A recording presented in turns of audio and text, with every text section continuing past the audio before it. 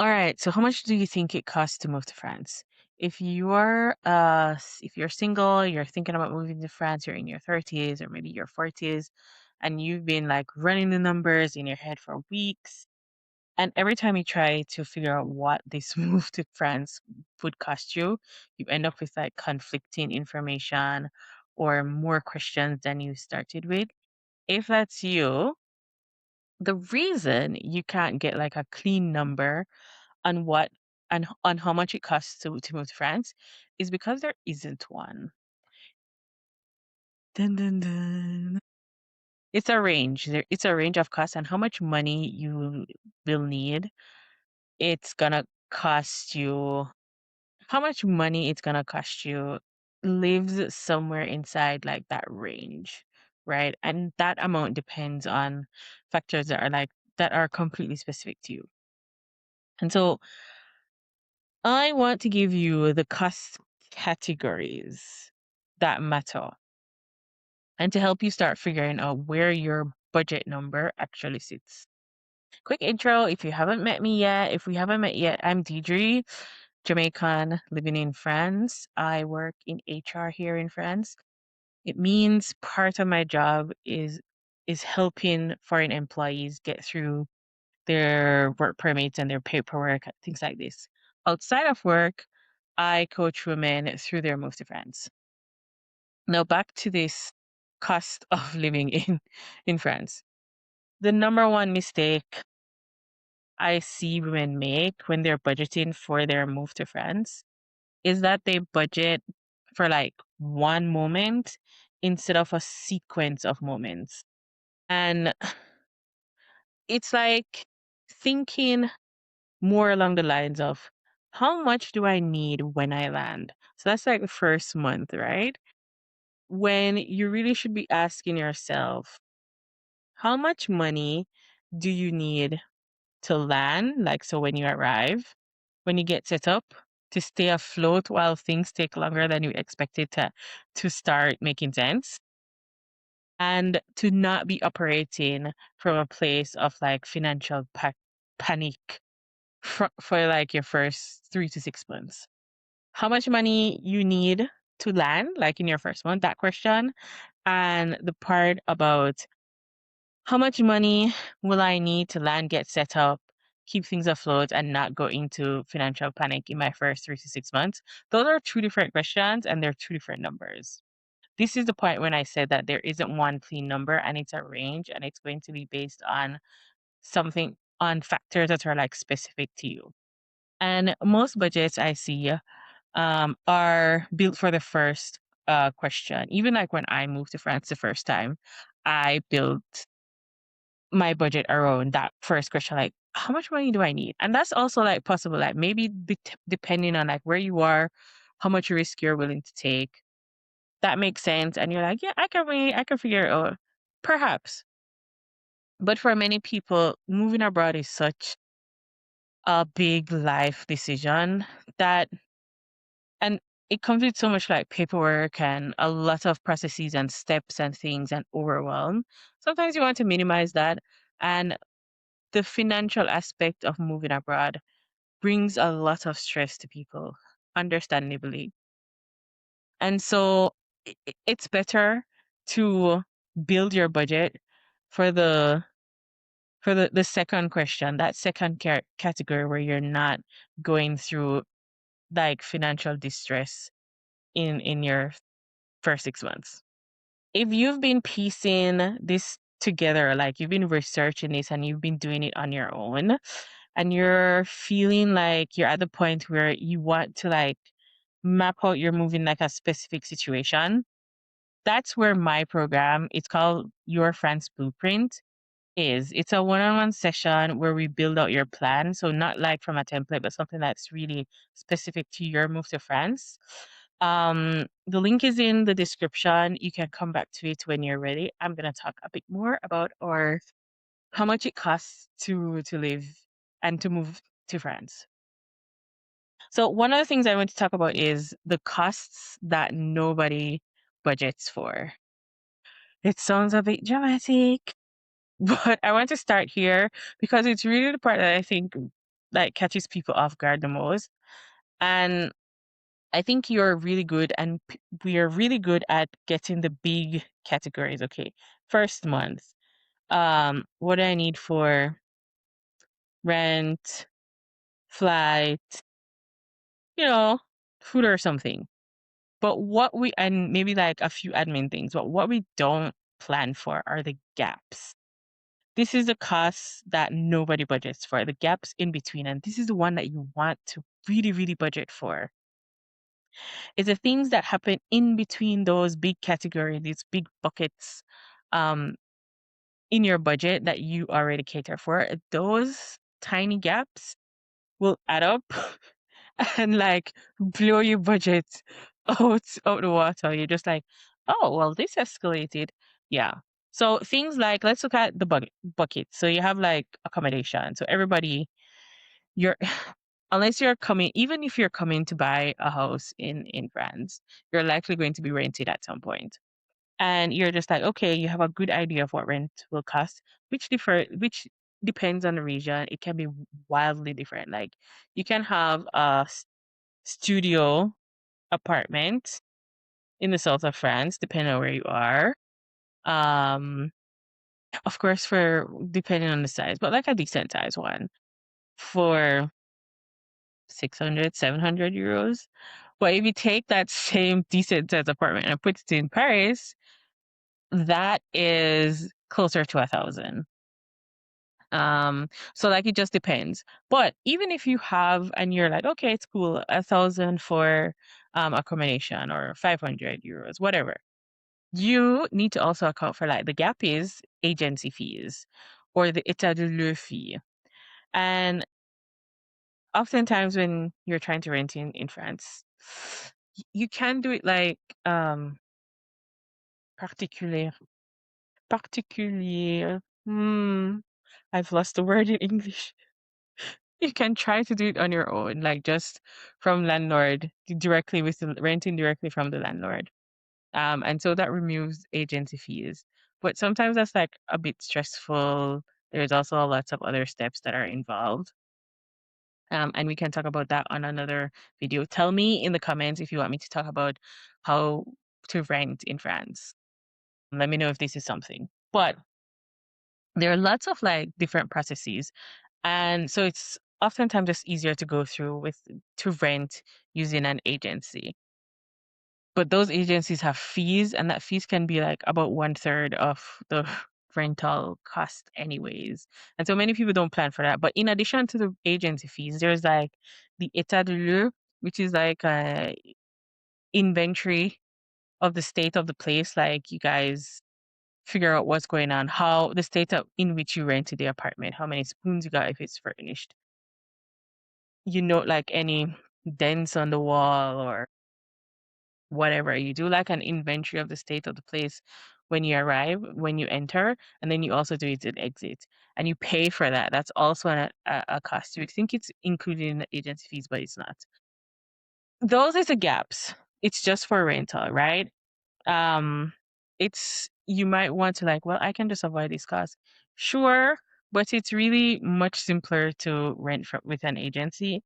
Also because sometimes a lot of the best or the more the better apartments are already like scooped up by agencies and you just have to rent through them. Anyways, the gaps I went on a bit of a run, but the point I'm making is that there are gaps. There are going to be gaps in your rental budget because you don't know some of like these hidden fees or just it's not even hidden. It's just culturally different.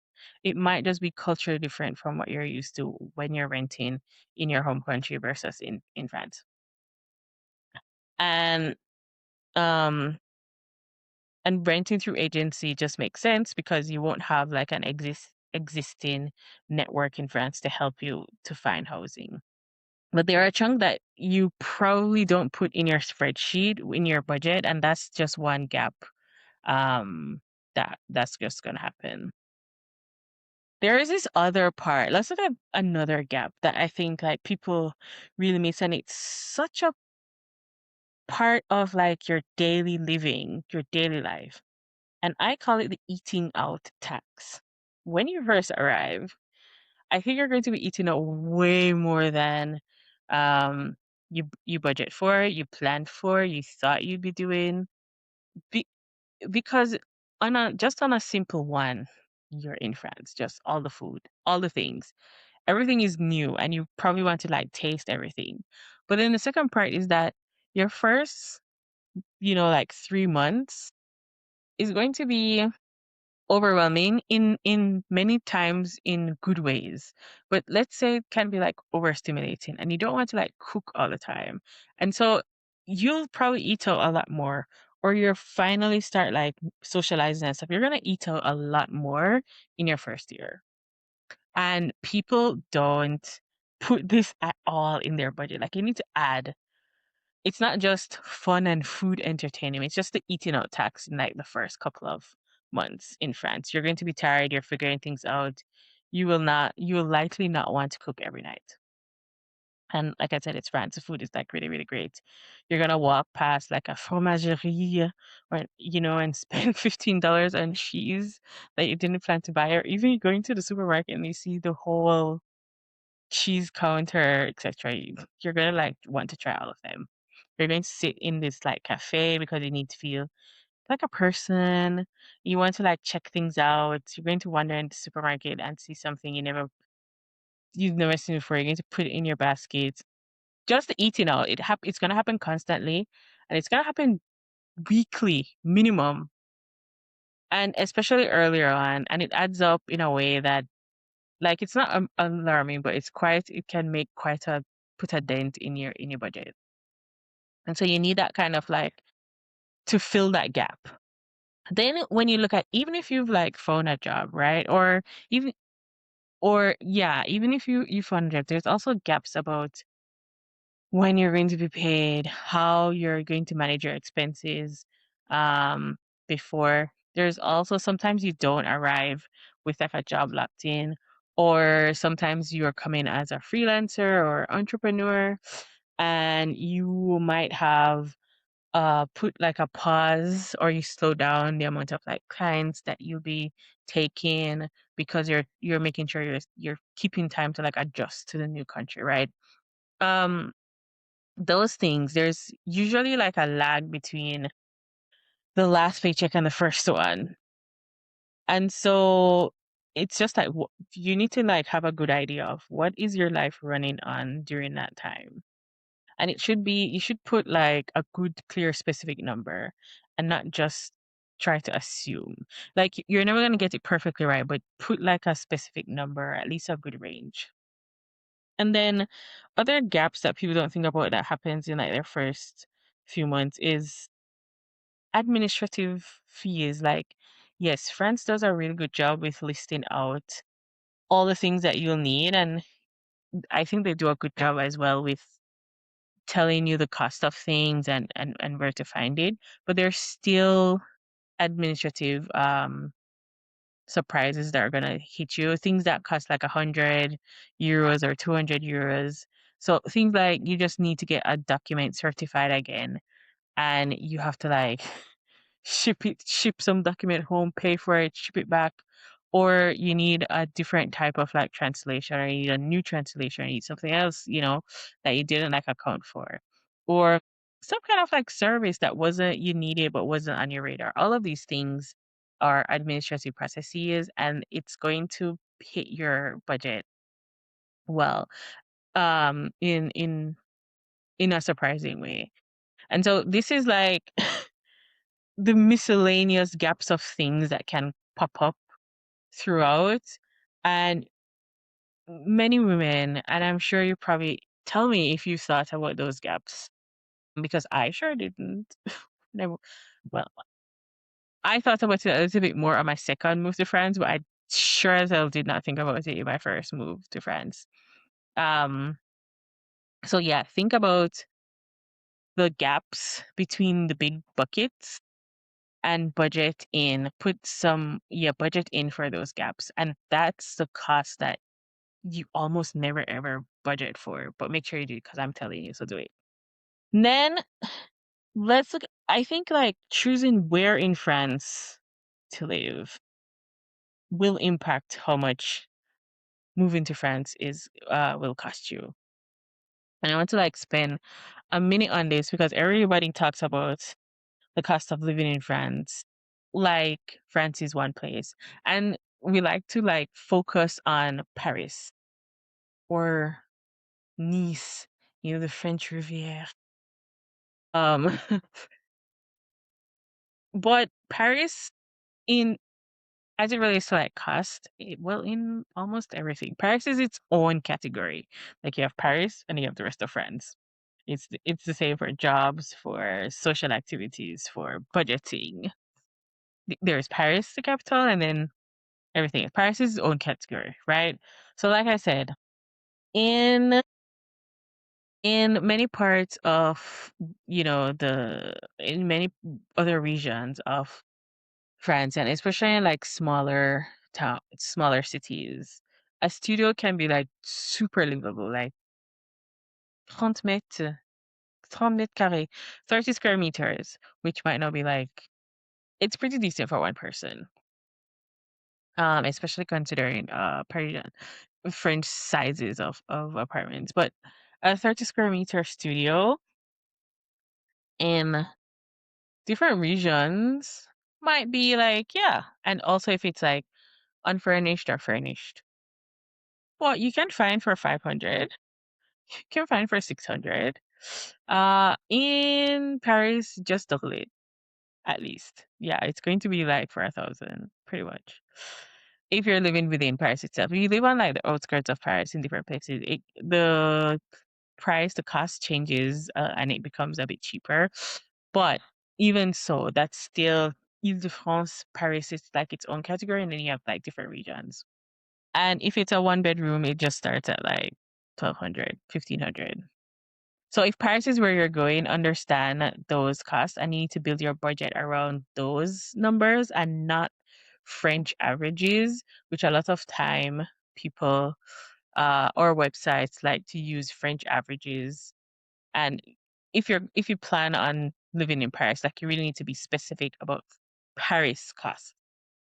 And then if you want to live either elsewhere in France, if you search for price costs and you're okay with the budget is fine for you, then you'll be fine anywhere else in France. So towns like Lyon, Bordeaux, Strasbourg, mm, maybe Nantes. I think they have like relatively similar costs for of living like Paris. Relatively. Paris is still more expensive, but relatively. Um But a lot of other things are like noticeably like more manageable.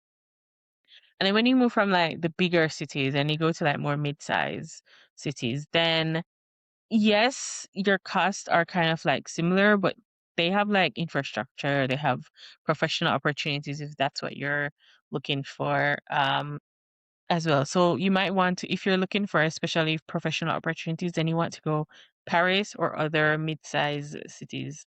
So, like Lyon, Bordeaux, Strasbourg, Montpellier, Toulouse, Rennes. Yeah, you will have like, well, I think like Toulouse, Rennes, Montpellier, the costs are a little bit nicer. But mid-size French cities, I think people underestimate them. Um, but you should think about them, especially when you're thinking about cost of living, of moving to France, because you can still get like that city life or city infrastructure at a fraction of the cost. Smaller towns, um, the south of France, outside of tourist zones, the west coast, parts of the east coast, genuinely way cheaper. And you can find not just a studio, but like a one bedroom between for that can range between 500 to 800.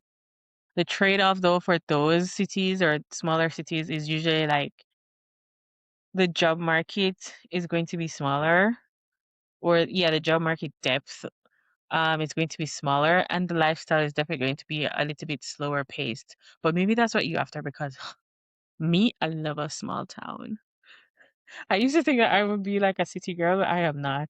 Having lived in cities, you are currently in Paris, I am much more a smaller town. I just need to be close to like an airport or a train station. Just let me be close to the transportation and give me all the peace and quiet.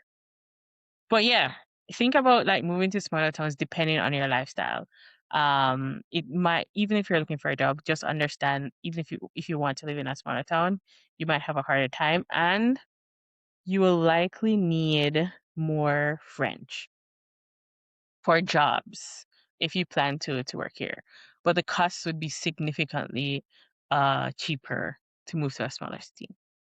So I'm not talking about like making a lifestyle decision. It's really about a financial one. So you really have to figure out what you want and what the trade-off is. And where you choose to live is really, really going to determine your monthly cost more than almost anything else on this list. So if you um no, let's talk. There's this one part that I want to talk about, which is I don't know, I call it pre-move or the first month. And for me, this is AKA the expensive arrival. Once you pick a city, I think like your arrival is going to cost there are like certain fixtures that are going to be included in your arrival cost. This is why I call it the expensive arrival moving to France because you're gonna have to deal with visa application fees, like apostille for your documents or certifying thing or notarizing your documents. You need certified translations. All of that is just a few hundred euros and they'll add up faster than you think, especially if like your country of origin charges like per document. It depends on where you are, but it's likely you're gonna be paying for notarizing and certifying documents in your home country and also paying for the processing of your documents in France as well. So it's just you just need a few hundred euros. And then you have to like factor in travel to your embassy or your consulate. And if you don't like France does not have embassies in every single country.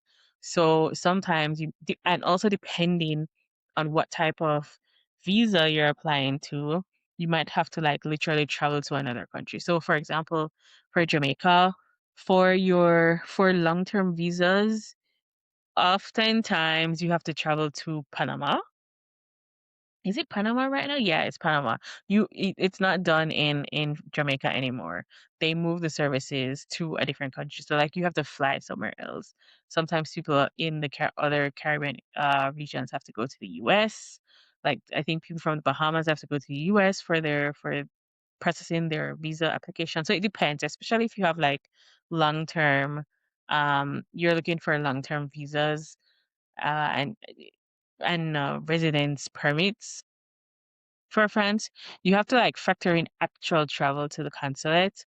Sometimes you're not able to just ship it over. Like sometimes you have to go.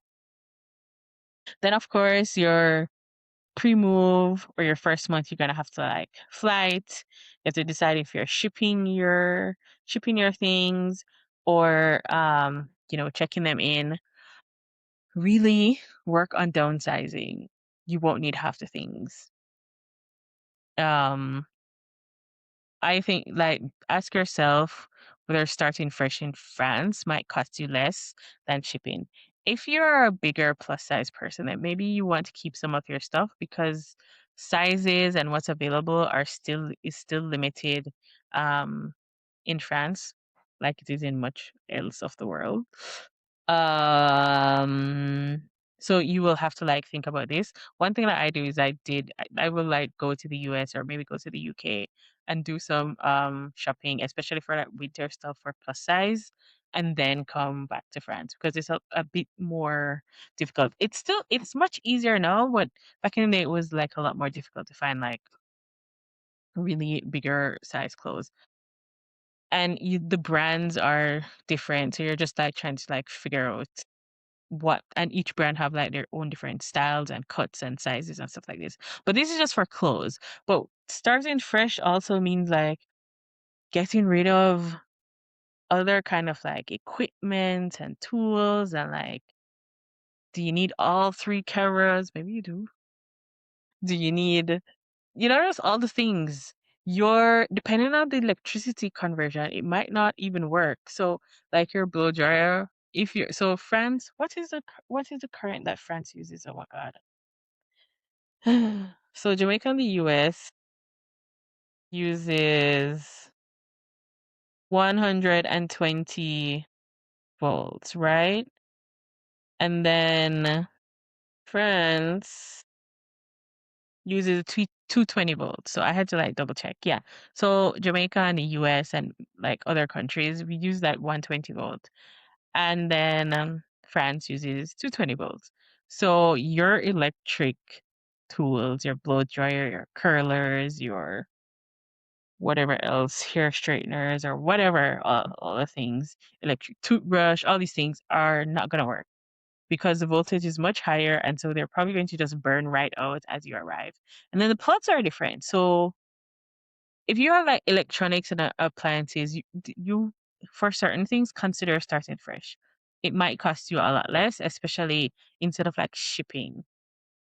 And then you have month one.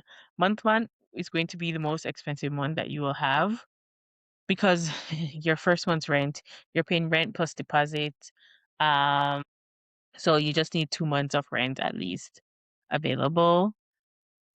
Like I already talked about agency fees, you are likely to be starting in temporary housing, so like an Airbnb or something. You're probably going to be renting short term before you find your actual like settled apartment.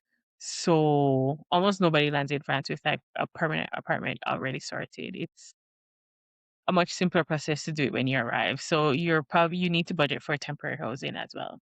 So that's just your first month is the arriving is going to be your most expensive. And so that is actually like a lot more hopeful because after you get over those first month or two, like things tend to like settle down and stabilize and you can like understand a lot better what your cost is going to be like. But know that you just need to like really budget for your setup costs. Because even like furnished apartments in France requires things because it depends on the level of furnished.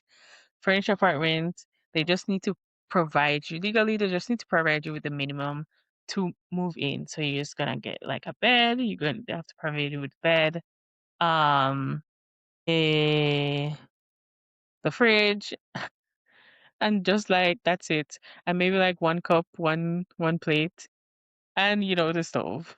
But that's it. There's not going to be microwave. There doesn't need to be rather, or kettle or extra bed sheets, or you just for like one. Like you only need the basic minimum to live, to start living. That's what France considers at minimum a furnished apartment.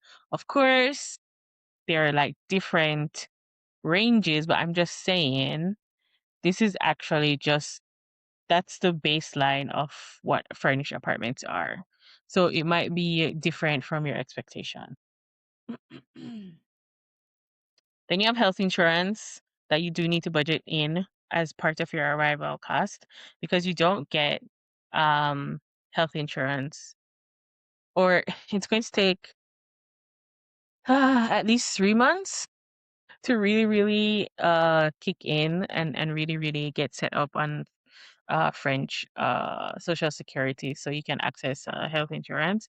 And if you're staying longer than 3 months, you must have health insurance. So you're gonna also need like mutual and that sort of thing. And it's just going to take time, and you're going to need health insurance to cover you before you will get reimbursed after. But yeah, so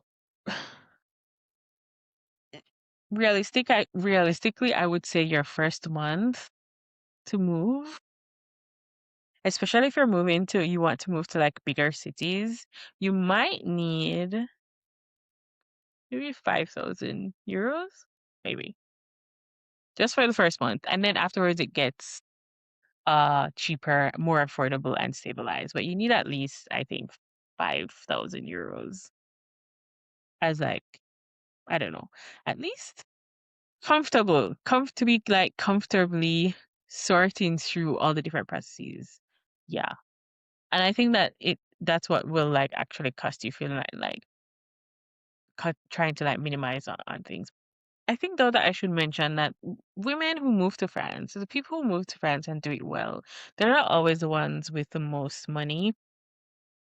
I think they're the ones that go in with having a clear eyes and getting gaining more clarity and understanding of like what their specific situation actually requires. And so this is how you do well. You need to have good clarity on what your situation will require for you to move to France. And that's how you really understand what your cost is. Not some like generic blog post or some number that a friend used, but understand like your number, what you're willing to trade off, what you're willing to like downsize on, what you're willing to put off, because there are lots of variables and you just need to be clear about that. And so and that really also helps to minimize the financial distress or pressure of like the first few months, because you know like kind of like what your baseline is, and that will also help you to understand your timeline.